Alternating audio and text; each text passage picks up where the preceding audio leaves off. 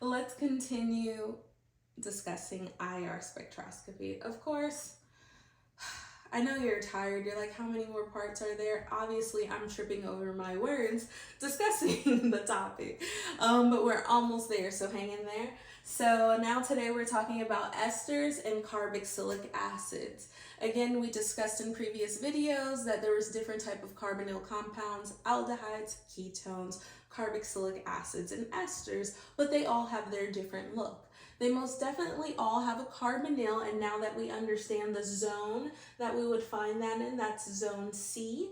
This is the zone that has alkenes, carbonyls, and aromatic compounds. The carbonyl normally shows up at 1700, as you can see. I have that for both areas.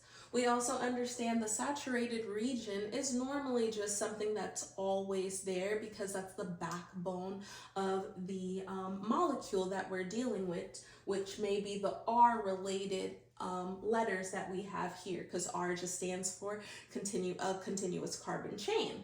So now what's the difference and how can we identify the esters versus carboxylic acids? Esters, I don't know if you remember, way back when in the other videos I had told you that you never really have to look past that 0 to 1500 mark, that zone D, because that was called our fingerprint region. Fingerprints are really important nonetheless, but we don't tend to look here because it details every particular part of the compound that you may not understand how to read always. Just like every one of us has our own fingerprint, it's unique. The unique identity lies in the fingerprint region.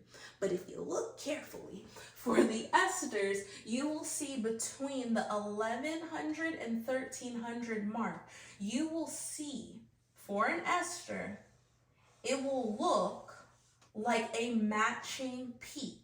This is what I tell people to look for, and I call these my twin peaks. If ever you see those twin peaks, a carbonyl, so I want you to now, from now on, after we finish discussing all 4 of them, every time you see a carbonyl, you need to think about the 4 groups that I just talked about. And then I want you to wander your eyes over to that fingerprint region and see if you have a twin peak, and that will automatically give you the biggest hint of all of indicating that you have an ester. Now with carboxylic acids, I'm going to do a little bit of manipulation over here. Now we see the carbonyl being here, but it has an OH group. Now we discussed what an OH looked like in previous videos at the 3000 mark. Our OH normally was nice and clean. It was a broad band and you could see it and it stretched. Sometimes they just call it like an OH stretch or a stretch to OH. Just fit it in there.